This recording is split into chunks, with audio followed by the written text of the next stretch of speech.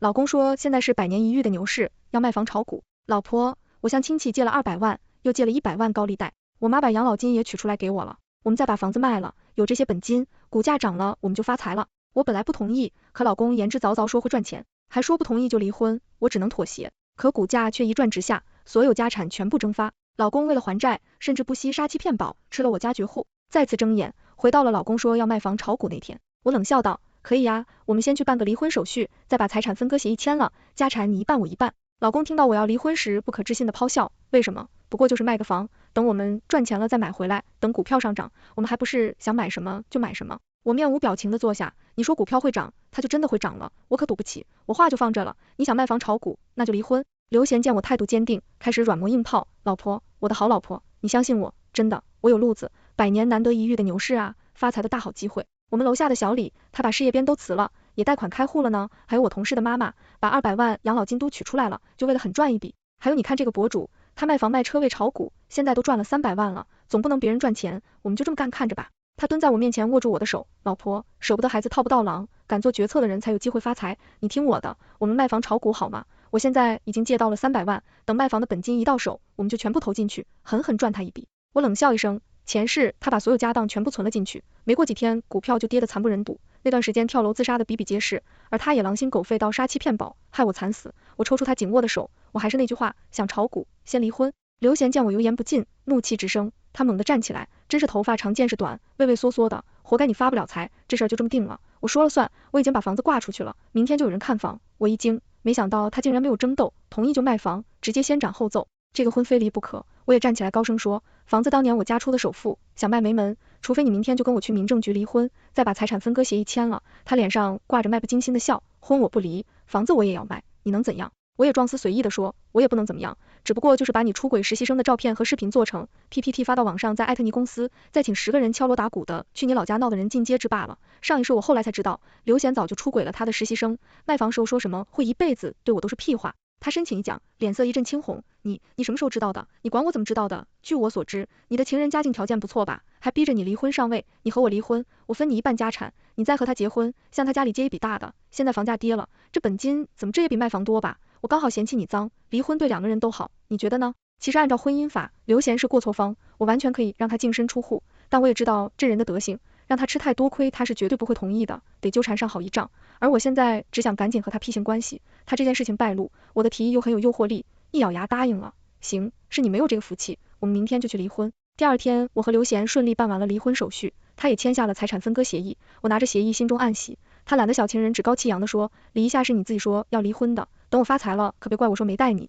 不过我也得谢谢你给我出了个好主意，乔乔爸妈借给了我500万，比我们房子之前多了，等离婚冷静期一到，我就会和乔乔结婚。年轻却智商不高的女孩，娇羞的靠在刘贤怀里，一脸胜利的表情。我小心翼翼的把协议收到包里，回了一个得体的微笑，你们绝配，祝幸福。我已经喊了搬家的工人，中午前我会把家里属于我的物品搬走，不打扰你卖房。正准备离开时，我又回头补了一句，提前祝你们新婚快乐，喝喜酒就不用喊我了。随后不理会他们的轻蔑眼神，禁止离开，哪怕有上一时的记忆，我也不准备把辛辛苦苦赚来的钱投进这陌生的领域。一是我对股市完全不了解，二是世间万事变化万千，我不能100%保证后续发展会和前世一模一样。刘贤房子卖得很顺利，房款也打一半在我卡上，我租了一套离公司比较近的公寓，先过渡着，再找找看有没有合适的房源。炒股风波愈演愈烈，闲暇时间，公司人人都在讨论股票走势，自媒体上大把博主涌出来，教新手怎么开户，怎么买股。普通人在手机上看了10几个短视频，就觉得自己入了行，拿着所有存款跃跃欲试。不懂炒股的人看见身边人都在买股，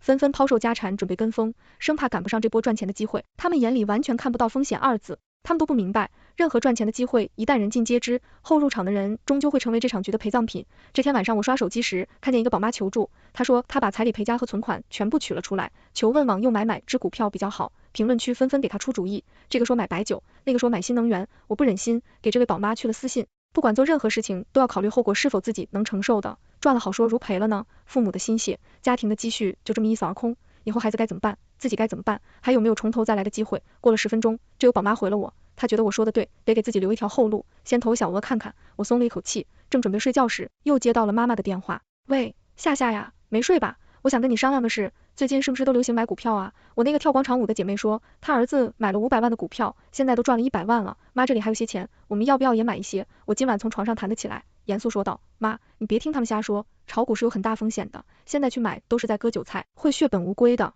你的养老金绝对不能动，知道了吗？绝对不能动。有人向你借钱也不要去借。妈妈被我说的一愣，我继续强调，那些手机上说炒股赚钱的视频也别去信，真有赚钱的方法，别人怎么会分享出来呢？人都是自私的，就是想坑更多人的进场，他们收割，听我的，知道吗？不是专业的人就不要去碰这个东西，我们赌不起。我严肃的一遍遍重复，妈妈终于听了进去。哦，我不买，也是，风险太大了，有点老本。我千叮咛万嘱咐，确认了一遍又一遍后，才挂掉了电话。我躺在床上叹了口气，这一场全民狂欢后，会是不知道多少人的人间地狱。我不是神仙，没有办法劝解所有人，只能保全自己，不再重蹈覆辙。一切走势都像上一世发生的一样，股票好几次涨停，周围人疯狂地把筹码越加越多。国庆休市，不少人甚至无薪假期，他们迫不及待等着国庆结束，再疯涨一把。休假期，我准备去超市买点礼品带回家，却不料遇见了刘贤和他的情人。哟，这不是我前妻吗？离开我日子过得怎么样啊？是不是很后悔啊？我发了个白眼，不想理会。对了，我要告诉你一个好消息，当时你不是不让我去炒股吗？你猜猜我现在赚了多少？100万。刘贤激动的甚至控制不住自己的表情。100万啊，你那点工资可是要赚个10年啊，后悔吗？后悔的鸡毛。我故意堆笑，恭喜啊，你真是赚大钱的料，是我没命享这个福分。你买个哪只股票啊？告诉我呗，我也去买个。见我这么说，刘贤更是小人得志，现在又来问了，晚了，我就不告诉你，你天生就是穷苦的命。我又借了300万准备加仓，以后我开大居住别墅，你就只能去街上捡垃圾，可别怪我不念旧情，是你自己不知好歹。他嘲讽完我，牵着小情人得意的走了，我心中冷笑，刘贤啊刘贤，你也就现在开心了，如果你现在收手，说不定还真能赚一把，但是你贪得无厌，注定赔的裤衩都不剩。我买完给爸妈的礼物，顺利的回了老家，一进家门，爸妈连忙接过我手里的大包小包，你怎么一个人回来了？小贤呢？我画好鞋子，随意到我跟他办离婚手续了，他要卖房炒股，还包养小三，受不了就离了。爸妈一愣，好半天才反应过来，这下这么大的事情怎么不跟爸妈说啊？你还好吧？我舒舒服服的往沙发上一躺，把脚架在茶几上，我很好啊，我巴不得和他离婚呢。以后他如果来找你们借钱，一个字都别借，借给他就是打水漂。我插的包零食。哦对了，我们公司要外派一些人去北方3个月进修，我报名了，等国签后就走，跟你们说一声。这次外派是难得的机会，主要是可以躲避刘贤，等股市崩盘后，刘贤必定会死乞白赖的找上门借钱，说不定还会像上一世那样做出惨无人道的事，我不能冒这个险。后面如果刘贤来找你们的话，你们不要开门，也不要见他，这个人被逼急了，什么都做得出来。妈妈有些疑惑，他怎么了？怎么会被逼急呢？我冷哼一声，他里里外外借了600万去炒股，里面还好几百万高利贷呢，等股价一跌，他迟早会被逼到发疯。老天爷，没想到刘贤是这样一个混账赌徒啊！得到爸妈肯定的答复后，我才放心的度过了这假期。国庆结束后的第一天，我就收拾好了行李去了北方。这一天的股市也是全面红线，是不少人的彻夜狂欢。刘贤还在朋友圈炫耀了一下他100多万的盈利，已经开上了香槟。我摇摇头，踏上了去往北方的飞机。之后的几天，股价开始小幅下跌，一些还没进场的人开始观望。这时候网上有了不一样的声音，妄想暴富是不切实际的，赶紧收手吧，不要再当韭菜了。刚入场就亏了30%，原以为能赚的孩子补习的钱呢，不完了，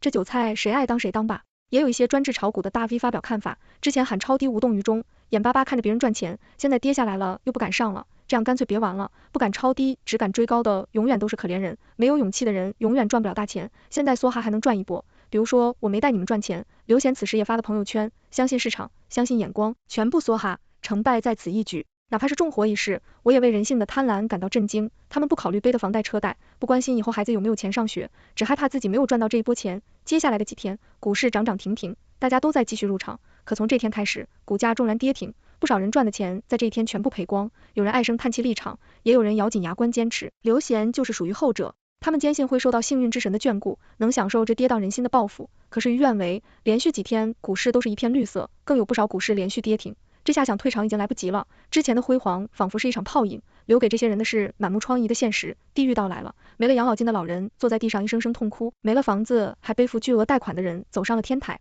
连手术钱都拿去炒股的病人在互联网上央求捐款。这是我收到之前劝诫过的宝爸私信，他由衷的谢谢我，阻止了热血上头的他。我真心的发了句不用谢。妈妈也打电话过来，夏夏，还好我们听了你的没有炒股，我那个广场舞老姐妹把老本的亏光了，在家里一块2闹3上吊呢，哎呦，我看着都心惊胆战的。老婆，你在哪？你怎么不在公司了？我求求你，看望夫妻一场的情分上，你救救我，你救救我吧！他们说不还钱就要打断我的腿，你把之前的存款和卖房钱借给我，我以后发达了一定会还你的。刘贤果然重蹈了上一世的覆辙，现在应该在被高利贷的人追债。老婆，以前是我的错，是我太冲动了，你帮我这一次，我们不离婚了，我以后一定好好赚钱，再也不做白日梦了。真的，你先借钱给我，再向你爸妈那借点，等我度过了这次难关，我一定上门认错，以后赚的钱全部都给你。我现在被高利贷追债，乔乔父母也逼着我还钱，说不还就告到我公司去。我现在已经欠了这么多钱了，工作真的不能没有啊，老婆，我求求你了，你帮帮我。刘贤一句接一句的发，字里行间全是恐慌与急躁，我没有理会，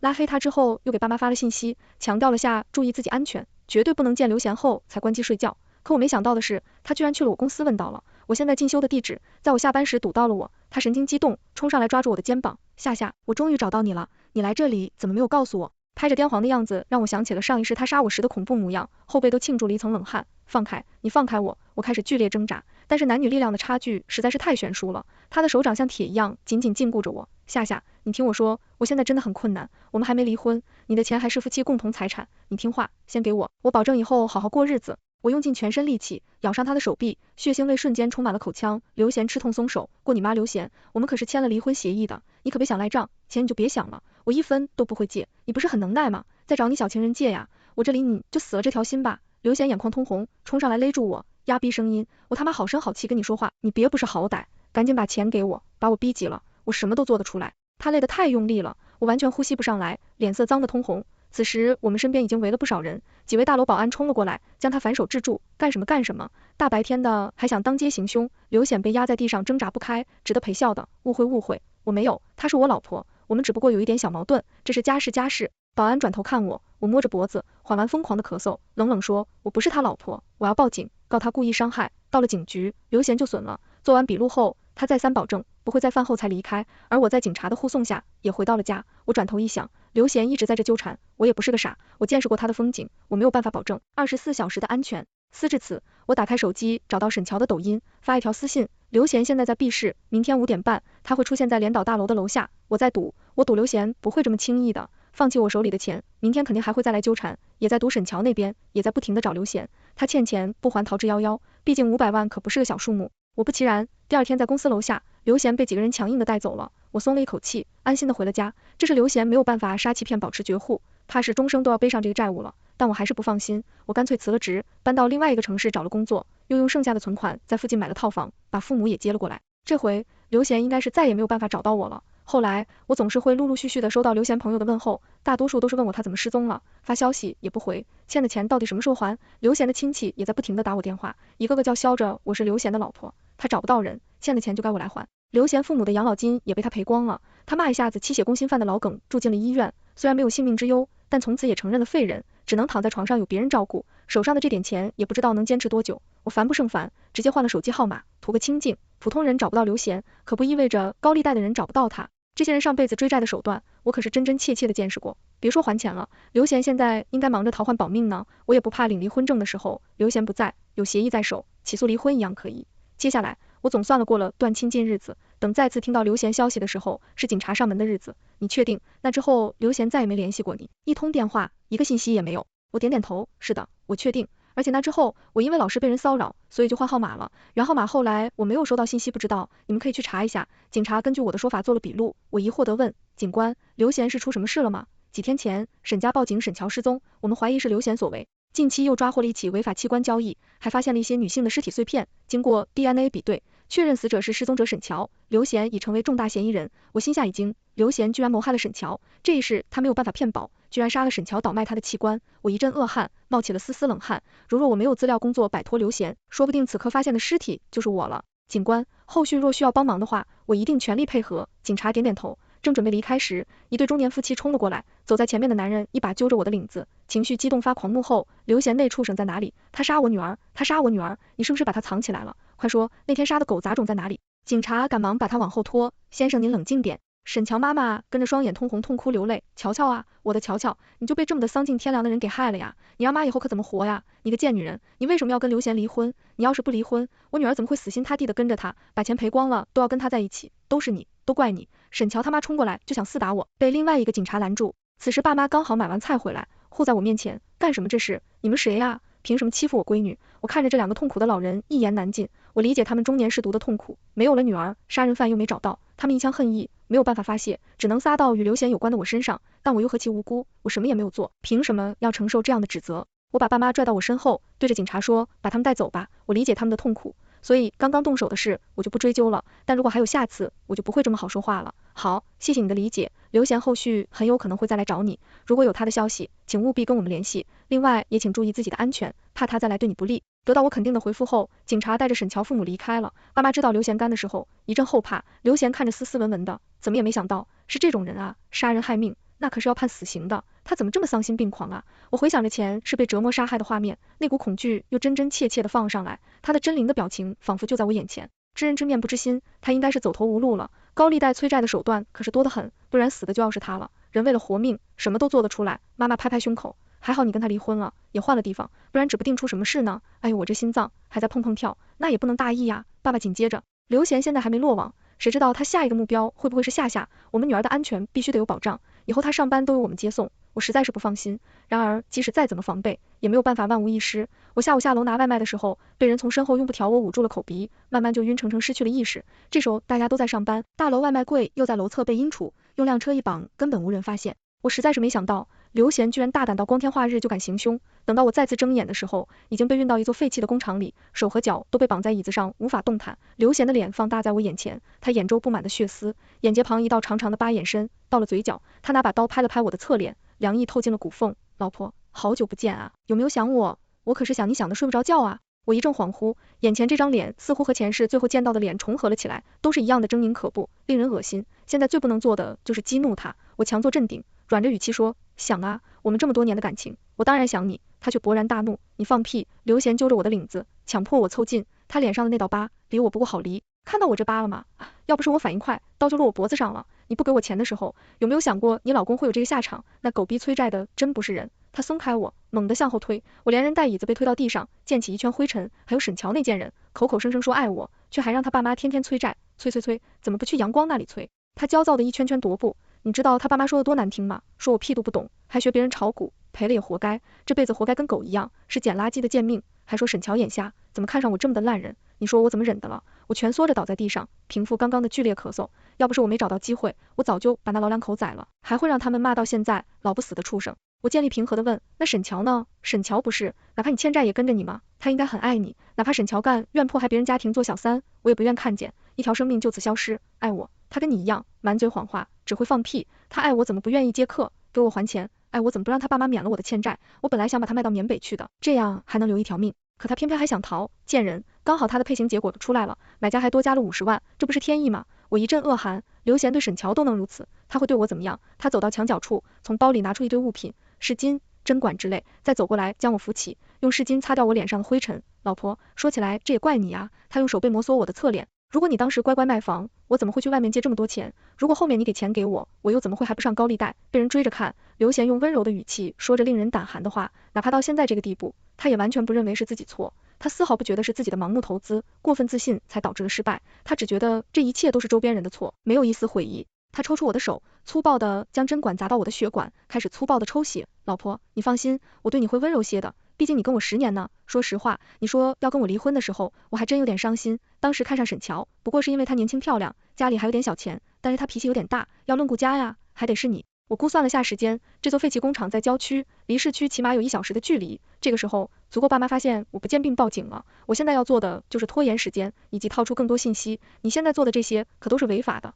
你难道就不怕被抓吗？刘贤嗤笑一声，怕呀，怎么不怕？所以干了你这票，还完债我就要去越南了，异国他乡的，谁能找得到我？抽完血，他冷地拔出针管，小臂上针口开始鼓鼓冒血。你现在已经是重大嫌疑人了，身份证已经不能用了吧？你怎么出得去？你现在回头自首还能争取减刑，毕竟夫妻一场，我会想办法帮你的。他瞥了我一眼，站起身，别费力气了，追债的人答应我了，不管用什么方法，只要我能还上钱，他就能送我走。你也说了，咱们夫妻一场，你肯定不忍心，我就这么被抓吧，对吧？老婆，话音刚落，禁闭的门口出现轻微的脚步声，神情紧绷的刘贤立马察觉到，他绕到我身后，卡住我的脖子，不可置信喃喃道，怎么会？怎么可能现在找过来？半晌后，他突然明白什么，证明说，你他妈身上带了定位器。刘贤早就扔掉了我的手机，就是怕我装定位器，可是他不知道，我为了防备他，早就把定位器缝在了内衣里，他一日不落网，我一日不得安心。刘贤，你已经被包围了，放下武器。门外警察的声音给了我一剂强心剂，我知道现在已经有狙击手在高处锁定了刘贤，只要他敢妄动，就会直接去见阎王。